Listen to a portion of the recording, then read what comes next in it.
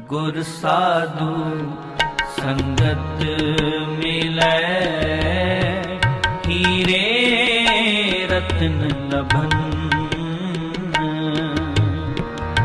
गुर साधु संगत मिलै।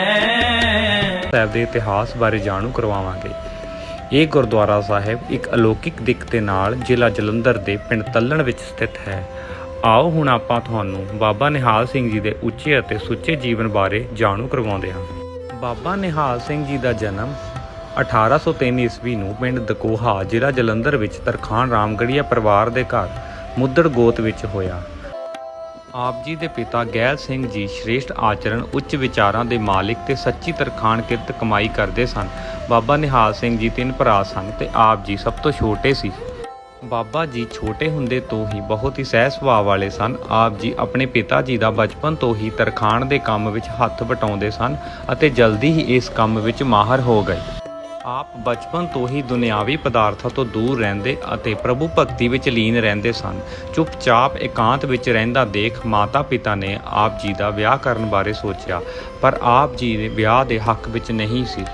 ਪਰਿਵਾਰ ਦੇ ਵਿਆਹ ਦੇ ਜ਼ੋਰ ਕਰਕੇ ਆਪ ਜੀ ਸਾਰੇ ਮੋਹ ਮਮਤਾ ਦੇ ਬੰਧਨ ਤਿਆਗ ਕੇ ਹਰਿਮੰਦਰ ਸਾਹਿਬ ਸੇਵਾ ਕਰਨ ਚਲੇ ਗਏ ਤੇ ਸਾਰਾ ਦਿਨ ਆਪ ਸੇਵਾ ਅਤੇ ਪ੍ਰਭੂ ਭਗਤੀ ਵਿੱਚ ਲੀਨ ਰਹਿਣ ਲੱਗੇ। ਫਿਰ ਉਹਨਾਂ ਦੀ ਭੇਟ ਨਾਗਾ ਸਾਧੂਆਂ ਨਾਲ ਹੋਈ ਤੇ ਉਹ ਉਹਨਾਂ ਦੀ ਸ਼ਰਨ ਪੈ ਗਏ। ਨਾਗਾ ਸਾਧੂ ਵੀ ਉਹਨਾਂ ਦੀ ਰਮਜ ਸਮਝ ਗਏ ਤੇ ਉਹਨਾਂ ਨੇ ਆਪਣੀ ਸ਼ਰਨ ਵਿੱਚ ਲੈ ਲਿਆ। ਪਰ ਮਾਤਾ ਜੀ ਦਾ ਵਿਰਲਾਪ ਦੇਖ ਕੇ ਨਾਗਾ ਸਾਧੂਆਂ ਨੇ ਆਪ ਜੀ ਨੂੰ ਘਰ ਜਾਣ ਦੀ ਅਨੁਮਤੀ ਦੇ ਦਿੱਤੀ, ਪਰ ਘਰ ਆ ਕੇ ਵੀ ਉਹਨਾਂ ਦਾ ਧਿਆਨ ਉੱਥੇ ਹੀ ਸੀ। ਪਰਿਵਾਰ ਨੇ ਵਿਆਹ ਤੇ ਜ਼ੋਰ ਦਿੱਤਾ ਪਰ ਉਹਨਾਂ ਦਾ ਜਵਾਬ ਨਾ ਵਿੱਚ ਹੀ ਸੀ। ਬਾਅਦ ਵਿੱਚ ਵੀ ਉਹ ਕਈ ਵਾਰ ਉੱਥੇ ਦੁਬਾਰਾ ਵਾਪਸ ਚਲੇ ਜਾਂਦੇ ਅਤੇ ਬਹੁਤ ਅਰਸਾ ਉੱਥੇ ਰੁਕ ਕੇ ਵਾਪਸ ਆਉਂਦੇ। ਆਪ ਜੀ ਹਮੇਸ਼ਾ ਅੰਤਰਮੁਖੀ ਨਾਮ ਸਿਮਰਨ, ਦੁਨਿਆਵੀ ਸੇਵਾ ਅਤੇ ਸਤਸੰਗਤ ਕਰਨ ਵਿੱਚ ਲੱਗੇ ਰਹਿੰਦੇ। ਗਰੀਬਾਂ ਨੂੰ ਲੰਗਰ ਛਕਾਉਣਾ, ਦੁਖੀ ਮਜਲੂਮਾਂ ਦੀ ਮਦਦ ਕਰਨੀ ਤੇ ਸੰਤਾਂ ਸਾਧੂਆਂ ਦੀ ਸੇਵਾ ਕਰਨੀ ਆਪ ਜੀ ਦਾ ਕਰਮ ਧਰਮ ਤੇ ਇਕਲਾਕੀ ਫਰਜ਼ ਬਣ ਗਿਆ ਸੀ। ਆਪ ਜੀ ਉਪਦੇਸ਼ ਕਰਦੇ ਨੇ ਕਿ ਮਾਨਵ ਸਰੀਰ ਰੱਬ ਦਾ ਘਰ ਹੈ, ਜਿਸ ਨੂੰ ਪ੍ਰਭੂ ਭਗਤੀ ਅਤੇ ਚੰਗੇ ਕਰਮਾਂ ਲਈ ਵਰਤਣਾ ਚਾਹੀਦਾ ਹੈ ਤੇ ਆਪਣੇ ਸਰੀਰ ਨੂੰ ਸਾਫ਼ ਸੁਥਰਾ ਤੇ ਵਿਕਾਰਾਂ ਤੋਂ ਰਹਿਤ ਰੱਖਣਾ ਚਾਹੀਦਾ ਹੈ। ਆਪ ਜੀ ਨੇ ਕਰਮ ਕਾਂਡਾਂ ਅਤੇ ਵਹਿਮ ਭਰਮਾਂ ਦਾ ਵੀ ਖੰਡਨ ਕੀਤਾ ਤੇ ਕਿਹਾ, ਅਨਪੜ੍ਹ ਅਤੇ ਅਗਿਆਨੀ ਲੋਕਾਂ ਨੂੰ ਹੀ ਭੂਤ ਪ੍ਰੇਤ ਚਿੰਬੜਦੇ ਨੇ, ਬੁੱਧੀ ਜੀਵਾਂ ਨੂੰ ਤੇ ਸੂਝਵਾਨਾਂ ਨੂੰ ਨਹੀਂ। ਆਪ ਜੀ ਜਾਤ ਪਾਤ ਅਤੇ ਊਚ ਨੀਚ ਦੇ ਕੱਟੜ ਵਿਰੋਧੀ ਸਨ। ਆਪ ਜੀ ਦਾ ਵਿਸ਼ਵਾਸ ਸੀ, ਏਕ ਨੂਰ ਤੇ ਸਭ ਜਗ ਉਪਜਿਆ, ਕੌਣ ਭਲੇ ਕੋ ਮੰਦੇ। ਅੰਤਿਮ ਸਮਾਂ ਆਉਣ ਤੋਂ ਕੁਝ ਦਿਨ ਪਹਿਲਾਂ ਹੀ ਆਪ ਜੀ ਨੇ ਆਪਣੀ ਮਾਤਾ ਜੀ ਨੂੰ ਦੱਸਤਾ ਸੀ ਕਿ ਅਸੀਂ ਪਰਮ ਧਾਮ ਚਲੇ ਜਾਣਾ ਹੈ, ਪਰ ਉਹਨਾਂ ਦੀ ਗੱਲ ਮਾਤਾ ਜੀ ਨੇ ਹਾਸੇ 'ਚ ਟਾਲ ਦਿੱਤੀ। ਬਚਪਨ ਤੋਂ ਹੀ ਤਰਖਾਣ ਦੇ ਕੰਮ ਦੇ ਉੱਚ ਕਾਰੀਗਰ ਹੋਣ ਕਰਕੇ ਆਪ ਜੀ ਨੂੰ ਸਭ ਖੂਹ ਦੇ ਕੰਮ ਵਿੱਚ ਮਦਦ ਲਈ ਬੁਲਾਉਂਦੇ ਰਹਿੰਦੇ ਸਨ। ਹੁਣ ਵੀ ਸ਼ਹੀਦਾਂ ਦੀ ਜਗ੍ਹਾ ਦੇ ਪਾਸ ਆਪ ਜੀ ਦੇ ਹੱਥੀਂ ਤਿਆਰ ਕੀਤਾ ਖੂਹ ਮੌਜੂਦ ਹੈ। ਇੱਕ ਦਿਨ ਦਮੋਦਰਪੁਰ ਦੇ ਜ਼ਿਮੀਂਦਾਰ ਖੂਹ ਲਗਵਾ ਰਹੇ ਸੀ, ਪਰ ਕਈ ਹੀਲੇ ਵਸੀਲੇ ਕਰਕੇ ਵੀ ਗੰਢ ਖੂਹ ਵਿੱਚ ਨਹੀਂ ਸੀ ਉਤਰ ਰਿਹਾ। ਫਿਰ ਬਾਬਾ ਜੀ ਨੂੰ ਬੁਲਾਇਆ ਗਿਆ ਅਤੇ ਉਹਨਾਂ ਨੇ ਕੁਝ ਸਮੇਂ ਬਾਅਦ ਹੀ ਨੁਕਸ ਲੱਭ ਲਿਆ ਅਤੇ ਗੰਢ ਸਹੀ ਤਰ੍ਹਾਂ ਬੈਠ ਗਿਆ। ਫਿਰ ਬਾਬਾ ਜੀ ਅਤੇ ਬਾਕੀ ਸਭ ਨੂੰ ਖੂਹ ਵਿੱਚੋਂ ਬਾਹਰ ਕੱਢਿਆ ਗਿਆ ਤੇ ਖੂਹ ਚਾਲੂ ਹੋ ਗਿਆ। ਸਭ ਬਹੁਤ ਖੁਸ਼ ਹੋਏ।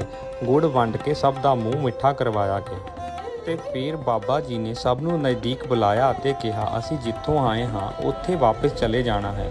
ਕਿਸੇ ਨੇ ਰੋਣਾ ਨਹੀਂ ਤੇ ਮੇਰਾ ਅੰਤਮ ਸੰਸਕਾਰ ਪਿੰਡ ਤੱਲਣ ਦੇ ਪੂਰਬ ਵੱਲ ਦਮੋਦਰਪੁਰ ਤੋਂ ਅੱਧਾ ਕਿਲੋਮੀਟਰ ਦੂਰ ਕੀਤਾ ਜਾਵੇ, ਜਿੱਥੇ ਕਿ ਅੱਜ ਸ਼ਹੀਦਾਂ ਦੀ ਜਗ੍ਹਾ ਮੌਜੂਦ ਹੈ। ਤੇ ਸੌਣ ਮਹੀਨੇ 1888 ਈਸਵੀ ਨੂੰ ਬਾਬਾ ਜੀ 85 ਸਾਲ ਦੀ ਉਮਰ ਭੋਗ ਕੇ ਸਾਨੂੰ ਸਭ ਨੂੰ ਸਦੇਵੀ ਵਿਛੋੜਾ ਦੇ ਗਏ ਤੇ ਉਹਨਾਂ ਦਾ ਅੰਤਮ ਸੰਸਕਾਰ ਉਹਨਾਂ ਦੇ ਕਹੇ ਮੁਤਾਬਕ ਕੀਤਾ ਗਿਆ।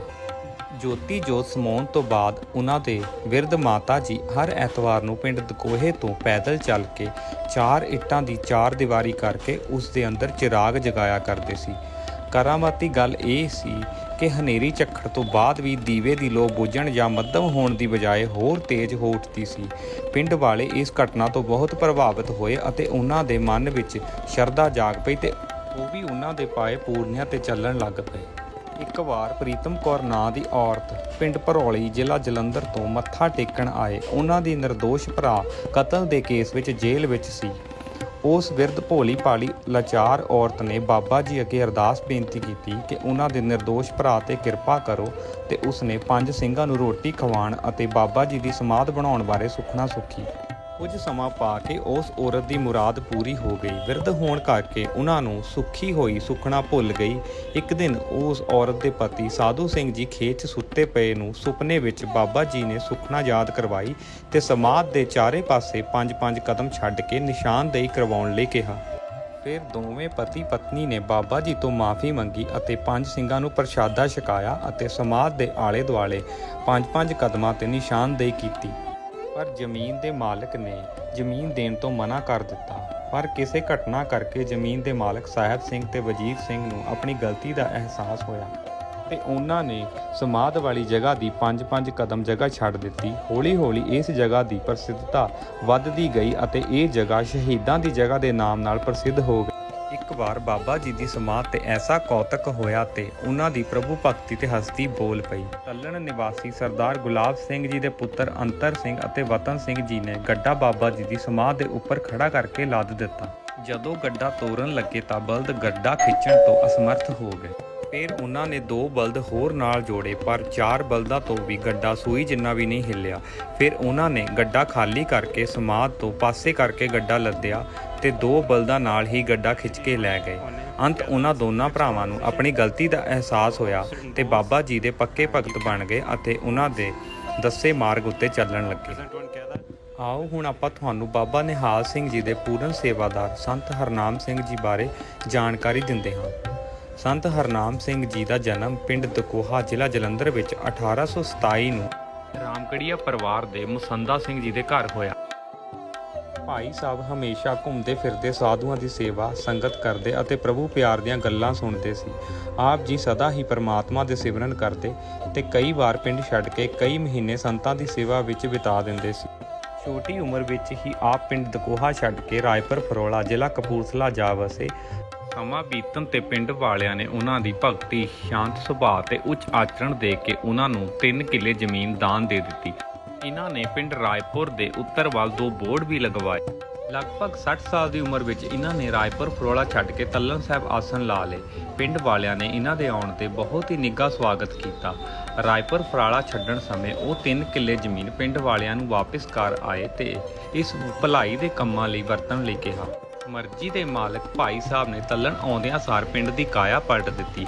ਤੜਕੇ ਉੱਠ ਕੇ ਪਾਠ ਕਰਕੇ ਅਤੇ ਸੰਗਤ ਨੂੰ ਪ੍ਰਵਚਨ ਕਰਕੇ ਰੋੜਿਆਂ ਦਾ ਪ੍ਰਸ਼ਾਦ ਭਾਵ ਗੁੜ ਅਤੇ ਭੁੰਨੀ ਹੋਈ ਕਣਕ ਦੇ ਲੱਡੂ ਵੰਡਦੇ ਸਨ। ਇੱਕ ਦਿਨ ਸੰਤ ਹਰਨਾਮ ਸਿੰਘ ਜੀ ਨੂੰ ਬਾਬਾ ਨਿਹਾਲ ਸਿੰਘ ਜੀ ਦੇ ਦਰਸ਼ਨ ਹੋਏ। ਵੇਖਦੇ ਸਾਰ ਹੀ ਉਹਨਾਂ ਨੂੰ ਅਲੌਕਿਕ ਆਨੰਦ ਮਹਿਸੂਸ ਹੋਇਆ। ਮਨ ਨੂੰ ਸ਼ਾਂਤੀ ਮਿਲੀ ਤੇ ਬਾਬਾ ਜੀ ਦੇ ਚਰਨੀ ਢਹਿ ਪਏ ਤੇ ਬਾਬਾ ਜੀ ਨੇ ਰੱਬੀ ਜੋਤ ਨਾਲ ਜੋਤ ਜਗਾ ਦਿੱਤੀ ਤੇ ਕਿਹਾ, ਹਰਨਾਮਿਆ ਥੱਲੇ ਕੀ ਦੇਖਦਾ ਹੈ, ਉੱਪਰ ਦੇਖ। ਭਾਈ ਸਾਹਿਬ ਸਾਰੇ ਪਾਸੇ ਪ੍ਰਕਾਸ਼ ਦੇਖ ਕੇ ਦੰਗ ਰਹਿ ਗਏ ਤੇ ਭਾਈ ਹਰਨਾਮ ਸਿੰਘ ਜੀ ਬਾਬਾ ਜੀ ਨੂੰ ਆਤਮ ਸਮਰਪਣ ਕਰਕੇ ਉਹਨਾਂ ਦੇ ਸੱਚੇ ਸਾਧਕ ਬਣ ਗਏ। ਹੁਣ ਭਾਈ ਸਾਹਿਬ ਸੰਗਤ ਦੀ ਖਿਦਮਤ ਆਏ ਗਏ ਸਾਧੂ ਸੰਤਾਂ ਨਾਲ ਵਿਚਾਰ ਵਟਾਂਦਰੇ ਤੇ ਹਰ ਐਤਵਾਰ ਕੀਰਤਨ ਕਰਨਾ ਅਤੇ ਰੱਬੀ ਨੂਰ ਵਿੱਚ ਸਦਾ ਹੀ ਮਸਤ ਰਹਿਣ ਲੱਗੇ। ਸੰਤ ਰਤਨ ਲਬਨ ਹੀਰੇ ਰਤਨ ਲਬਨ ਗੁਰ ਸਾਧੂ ਸੰਗਤ ਮਿਲੈ ਹੀਰੇ ਰਤਨ ਲਬਨ।